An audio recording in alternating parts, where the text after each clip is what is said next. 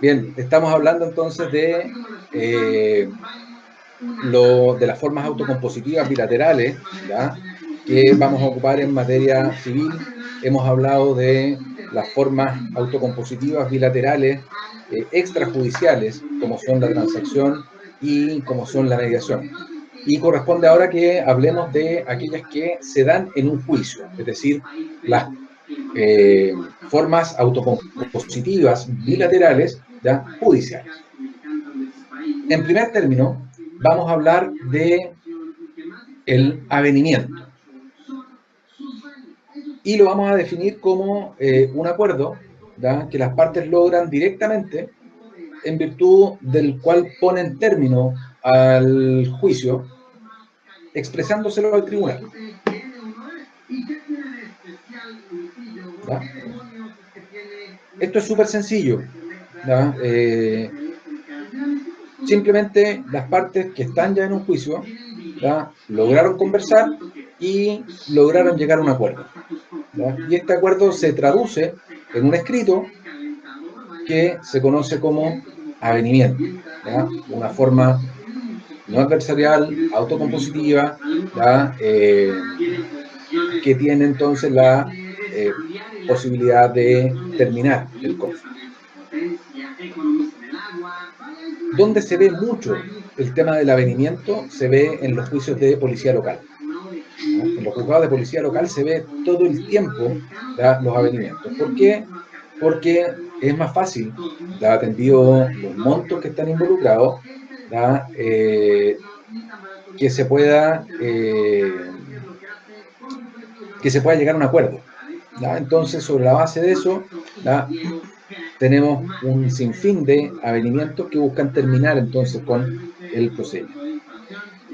No tiene una regulación específica, ¿ya?, en la ley, ¿ya? No es que vayamos a encontrarnos con una posibilidad o una definición específica en el Código de Procedimiento, ¿ya?, o en cualquier otra norma, ¿ya? Entonces, nos quedamos, digamos, con esta posibilidad de llegar a este acuerdo. ¿Qué características tiene, ¿ya?, el avenimiento? Primero, puede ser un contrato, ¿ya?, o puede ser un acto jurídico unilateral. Como contrato, es un contrato de carácter procesal, es un contrato de carácter judicial, ¿ya?, porque obviamente va a surtir los efectos, ¿ya?, en el juicio.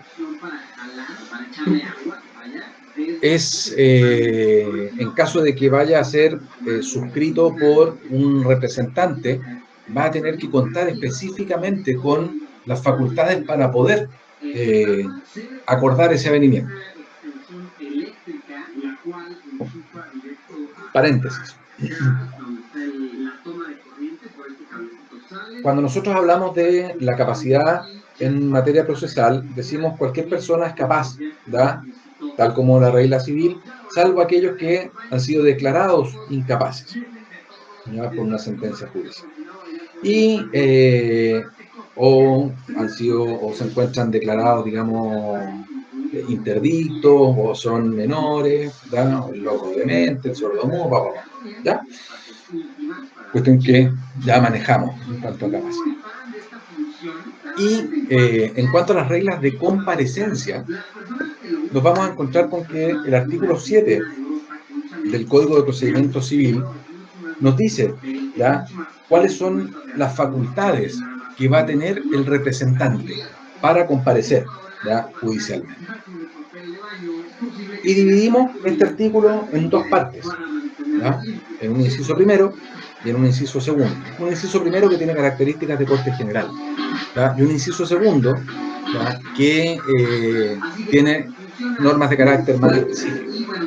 Y me voy a enfocar en el inciso segundo, precisamente. Dice: sin embargo, no se entienden concedidas, ¿ya?, al procurador sin expresa mención, es decir, tal como estamos viendo acá, tiene que tener facultades específicas para, ¿ya?, transar o avenir, como hablábamos hace un ratito atrás. Sin embargo, no se entenderán concedidas al procurador sin expresa mención las facultades de desistirse en primera instancia de la acción deducida, aceptar la demanda contraria, absolver posiciones, renunciar a los recursos o términos legales, transigir, ¿ya?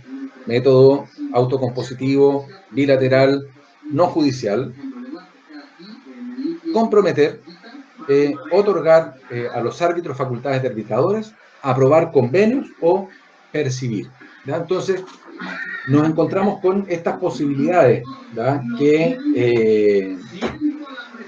Que nos otorga el inciso segundo del artículo 7, ¿ya? Pero que tienen que estar debidamente expresadas. Es decir, para nosotros, como abogados, poder llegar a un avenimiento, tenemos que tener la facultad debidamente señalada en el patrocinio.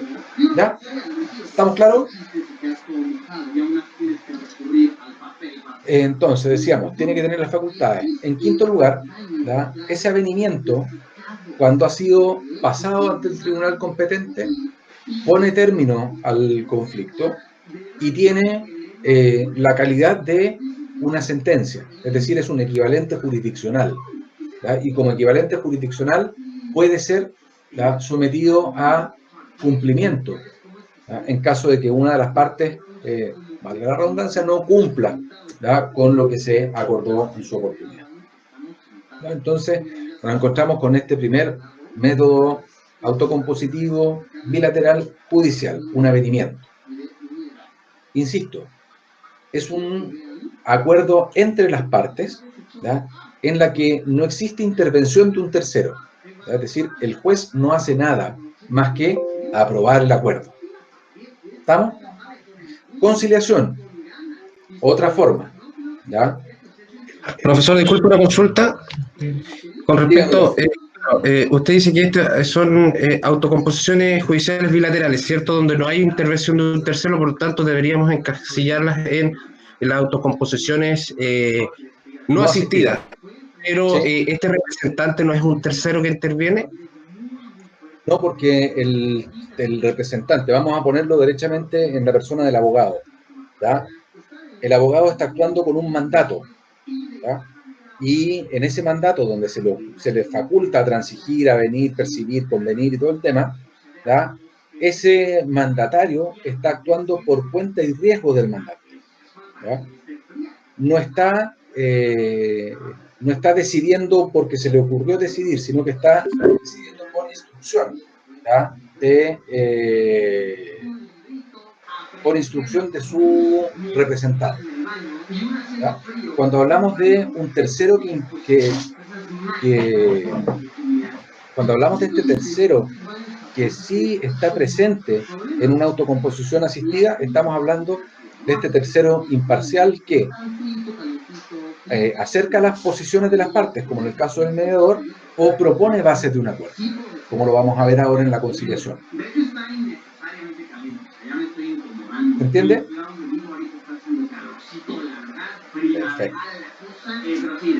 Explíqueme. Y explíqueselo a sus compañeros también. Bueno, entonces básicamente la autocomposición asistida dice relación a un tercero imparcial, como dice usted, como es el caso del mediador, que él, bueno, no representa ninguna de las dos partes, sino que trata de conciliar, digamos, a ambas, bueno, a las partes, no sé si es ambas o más partes, porque pueden ser. Y la no asistida, obviamente, este abogado, digamos, puede representar a una de las partes, por lo tanto, no existe una imparcialidad. Él representa a una de las partes, propiamente tal, por lo tanto, se trataría de una autocomposición no asistida. Perfecto.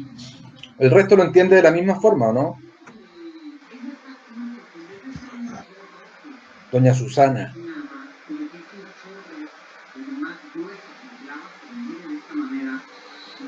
¿Lo entiende de la misma forma?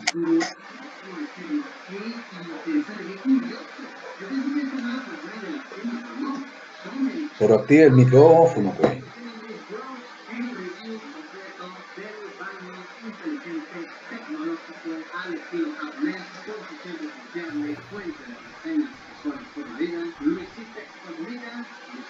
Vamos a entender que ese silencio dijo que sí, el que calla otorga.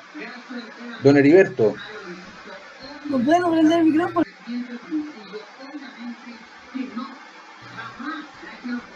Ahí sí, ahí sí. Me gana la tecnología, profesor. Ya, pero lo entiende igual, ¿o no? Sí, sí, Ya. profesor. Don Heriberto, ¿estamos claros con el tema? Sí, profesor. Perfecto. A ver, ¿quién más? Solamente para preguntar.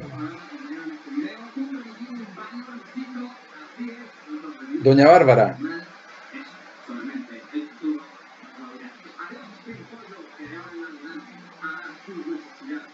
Solo está presente y dejó prendido el computador, ¿no?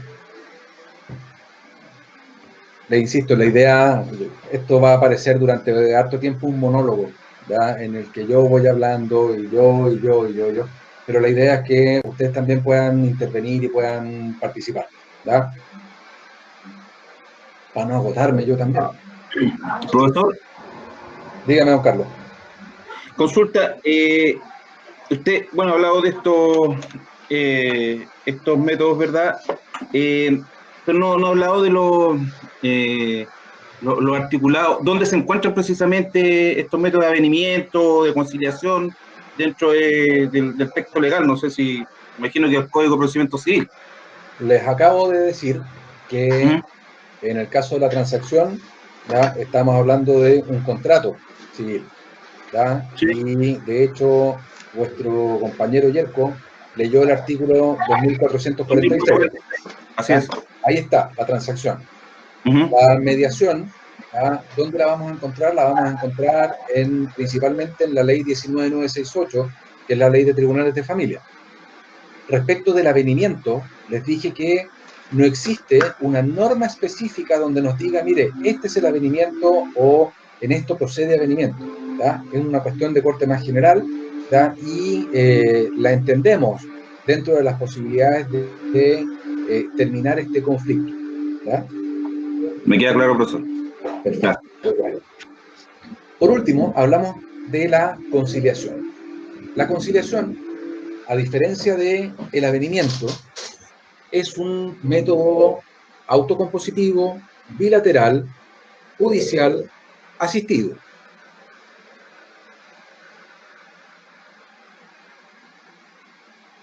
Bilateral, judicial, asistido. Y lo vamos a definir como un acto jurídico procesal en virtud del cual las partes, a iniciativa del juez, logran durante el desarrollo de un juicio ponerle fin de mutuo acuerdo.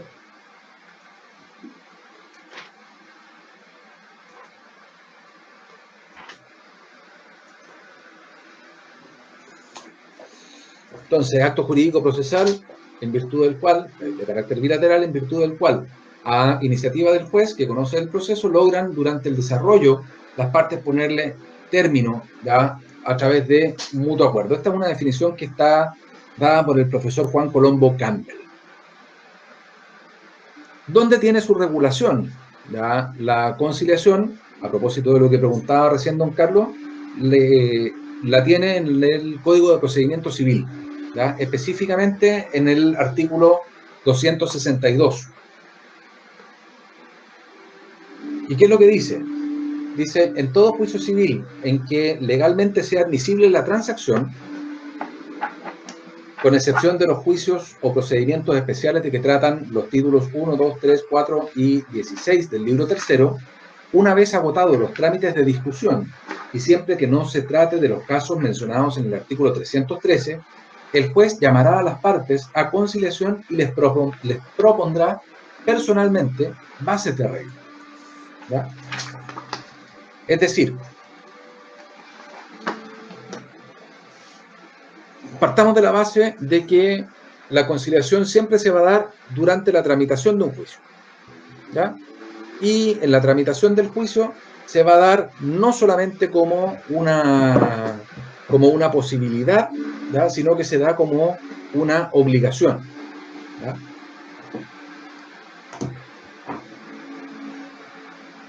Don Carlos, ¿tiene por ahí el código de procedimiento?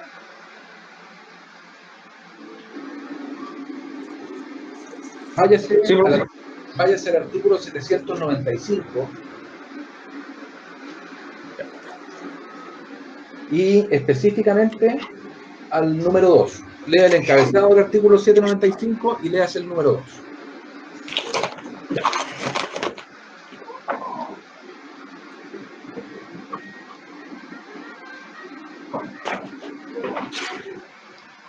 Atención el resto. Obviamente esto es pregunta de pruebas, ¿ya?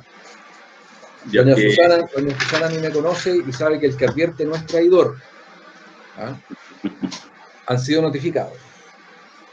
Ok, profesor. Artículo 795. En general, son trámites o diligencias esenciales en la primera o en la única instancia en los juicios de mayor o de menor cuantía y en los juicios especiales. Número 2, el llamado a las partes a conciliación en los casos en que corresponda conforme a la ley. Se fijan, cuando hablamos de la conciliación en un procedimiento civil, en un proceso civil, ¿ya? Estamos hablando de un trámite que es obligatorio en aquellos casos en que procede la transacción y tal como lo señala el artículo 262. ¿Ya? Es decir, si falta este trámite, ¿ya? La decisión que tome el tribunal, ¿ya? Independiente de que no hayan, obviamente no han llegado a acuerdo, ¿ya? La decisión que tome el tribunal adolece de un vicio. ¿Ya? ¿Por qué? Porque falta un trámite esencial. ¿Ya? Entonces, nos quedamos con esta regulación. Don Carlos, cierre el micrófono, por favor. Disculpe. Nos quedamos con estos dos artículos como fuente legal. Primero, el artículo 262, donde nos dice que en todo proceso civil, ¿ya? Donde proceda la transacción, ¿ya? Va a poder conciliarse, ¿ya? Salvo en las excepciones que el mismo código establece. Y relacionamos este artículo con el artículo 795, número 2, en el sentido de que la conciliación es un trámite esencial. ¿Ya? ¿Cuáles son las características de la conciliación? Primero, es un contrato bilateral, ¿ya? O podríamos definirlo como un contrato bilateral. Segundo, es procesal. Existe, ¿ya? Dentro de un proceso, ¿ya? Y solo va a poder decir relación con aquello que está sujeto a discusión. No podemos ir más allá como lo hacíamos en la transacción o como lo hacíamos en la mediación o como podíamos haberlo hecho en el avenimiento, sino que lo circunscribimos a aquello que estamos efectivamente discutiendo. Y por último, es un contrato de carácter judicial. ¿Por qué? Porque, tal como lo señalábamos, surte sus efectos dentro de un juicio.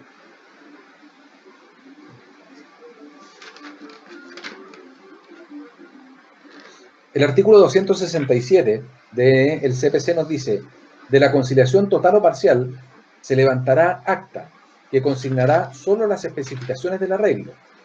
¿Quiénes la van a suscribir? El juez y las partes que lo deseen y el secretario. Y se estimará como sentencia ejecutoriada para todos los efectos legales.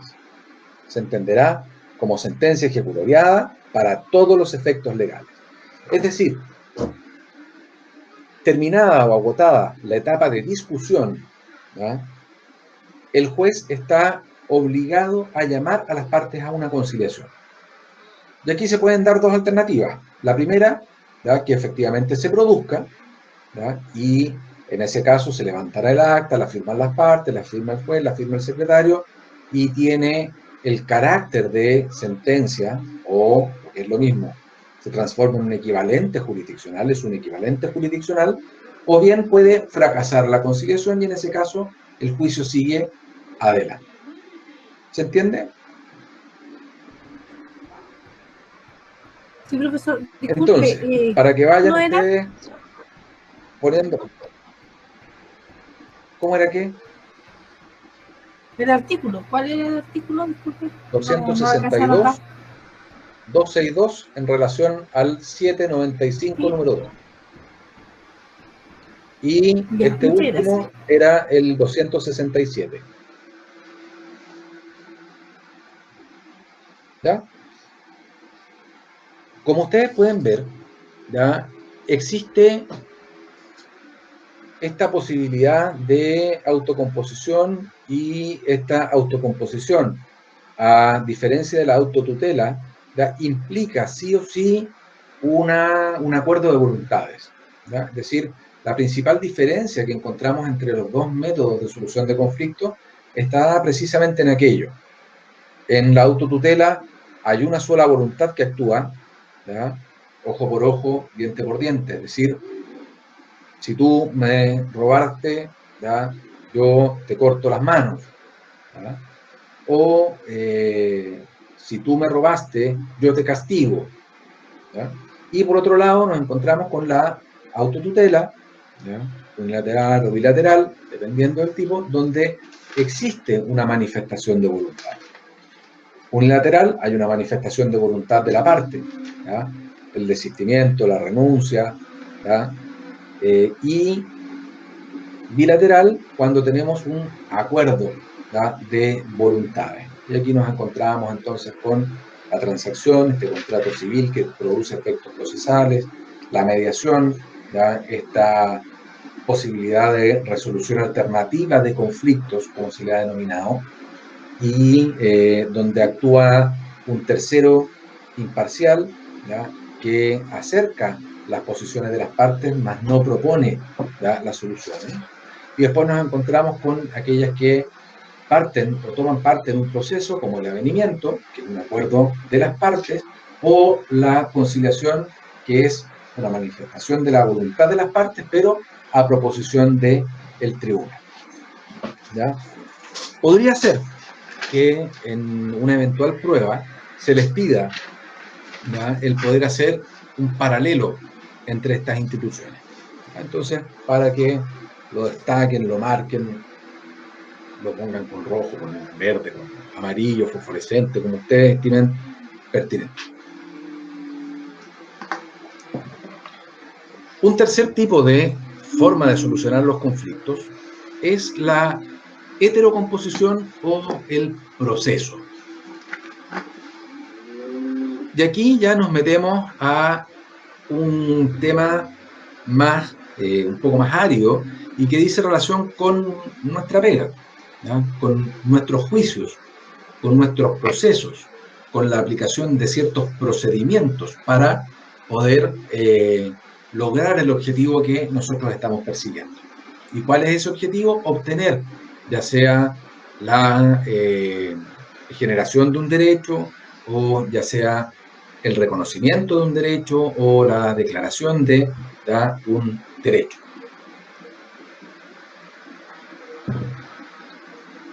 Me quedo muy tranquilo porque el profesor al que estábamos ayudando recién pudo conectarse y está en clase.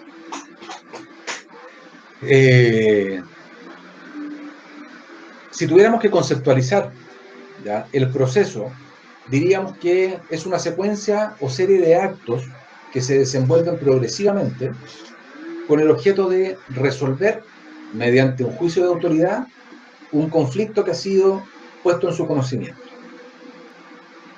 ¿ya? Cuando hablamos de proceso, hablamos de una concatenación de actos que van seguidos unos por otros, ¿ya? Si nosotros tuviéramos que hacer un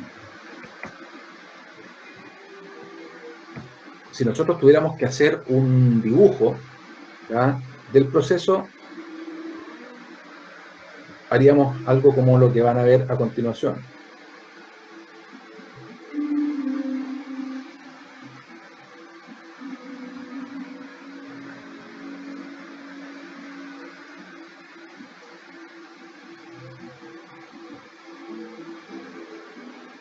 Me van a perdonar la mano, pero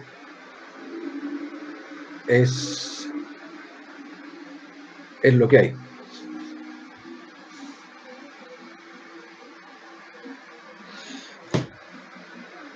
¿Lo pueden ver ahí o no?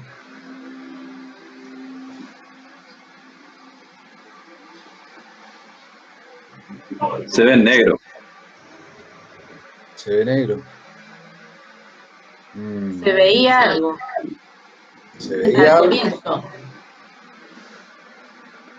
Vamos a ver qué es lo que podemos ¿Qué es lo que vamos a hacer? A ver.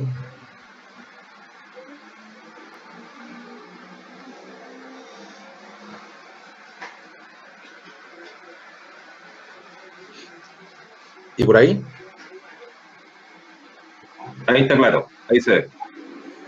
Un dibujo bien rudimentario, casi ordinario, ¿ya?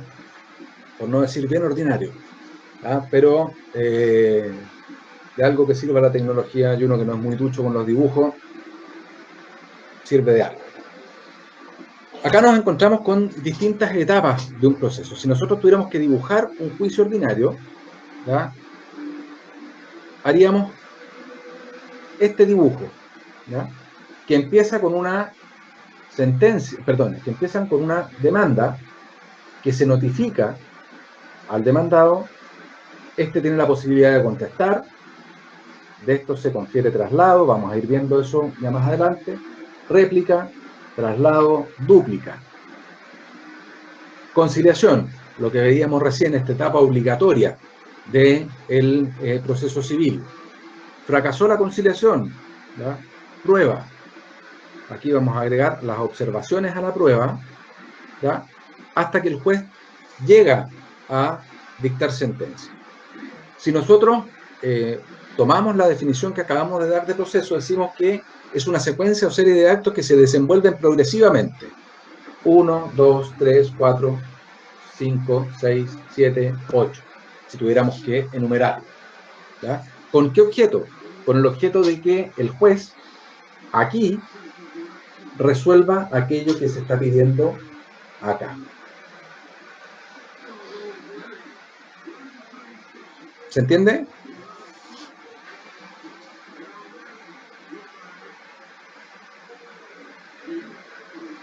Asumiré que sí. ¿Cuáles son las ideas generales del proceso? ¿Ya?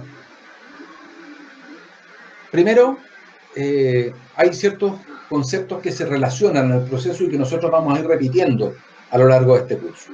Primero, vamos a hablar de la jurisdicción, ¿ya?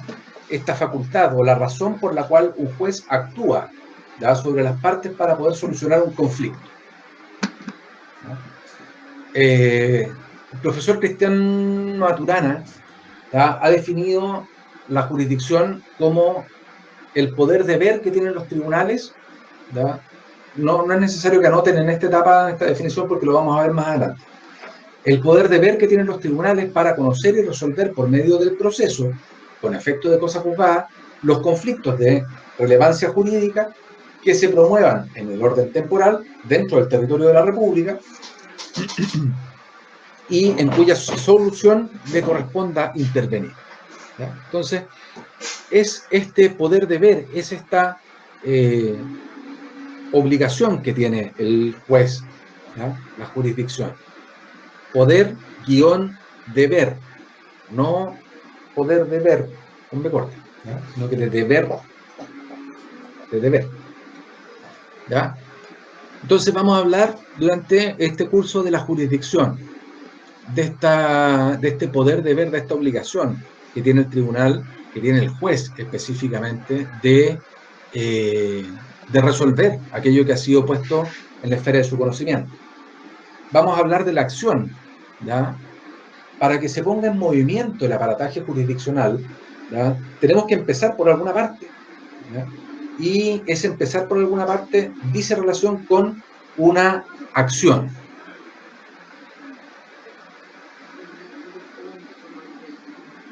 Dice relación, como les digo, con una acción. Yo les decía hace un rato atrás, cuando les mostraba este dibujito, que parte con una demanda, ¿ya? La demanda no es otra cosa que la manifestación de la pretensión, ¿ya?, que tiene el actor, ¿ya?, el demandante. Según el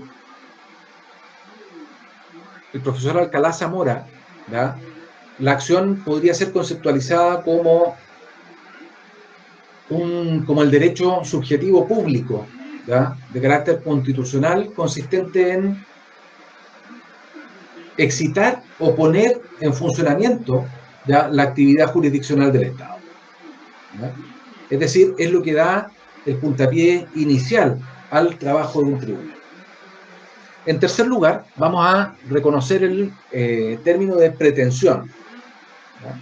Y la pretensión no es otra cosa que la declaración de voluntad del actor, del demandante, mediante la cual solicita la actuación del órgano jurisdiccional para que resuelva, ¿ya?, esto que se está planteando como conflicto.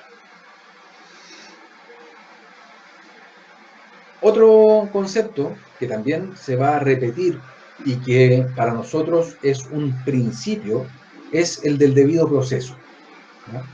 Para que exista un juicio tiene que existir, ¿ya?, un debido proceso. Y ese debido proceso implica, primero, que las partes tengan la posibilidad de conocer las acciones, es decir, que el demandado sepa, ¿ya?, por qué lo están demandando. Segundo, que este demandado tenga la posibilidad de defenderse. Tercero, que tanto demandado como demandante tengan la posibilidad de acreditar los hechos que están sirviéndoles como fundamento a través de los distintos medios de prueba que les franquea la ley, ¿ya? Más allá que eso, nos encontramos con que, además, es un principio que es de carácter constitucional. Ya lo decíamos hace un rato atrás, todo el mundo tiene derecho, ¿ya?, a ser considerado igual ante la ley. Es una garantía constitucional la igualdad ante la ley. Y está directamente relacionada con esta posibilidad de poder ejercer, ¿ya?, tanto las acciones como las defensas de manera concreta durante la tramitación de un proceso. La idea de la acción, ¿ya?, y de la reacción por parte del demandado son cuestiones básicas en el proceso, ¿ya?, para que un sujeto que está denominado sujeto pasivo tenga la posibilidad de defenderse, ¿ya?, tiene que tener conocimiento de la acción que se está interponiendo, ¿ya?, en su contra.